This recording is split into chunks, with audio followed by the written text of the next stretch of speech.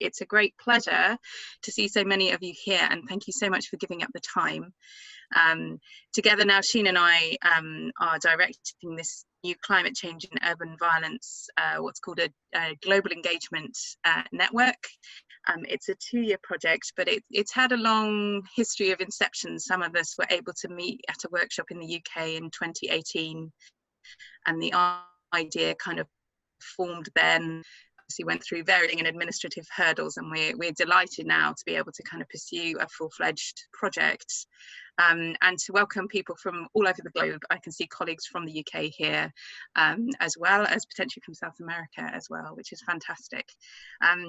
So the network is really aiming to do 3 things. To bring dialogue about 2 issues which have remained quite separate in urban studies and in urban scholarship.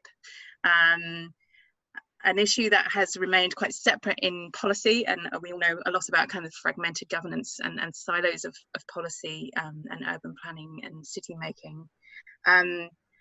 And also just to foster dialogue across regions. So we started this with a workshop in 2018, where we really realised that this was coloured by very strong regional differences in forms of urban violence, but also very strong commonalities, actually, particularly the issues of resettlement and dispossession that were talked about yesterday resonate very strongly across certainly regions I know better, much more strongly in Latin America and Africa.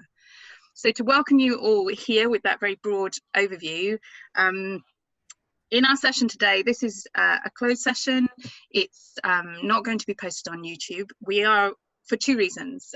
Firstly, to encourage a much closer discussion about work going forward and how groups of interested academics, researchers and practitioners can work together now to carry this agenda forward in both research and practice, and we felt that was more suited to a smaller closed session.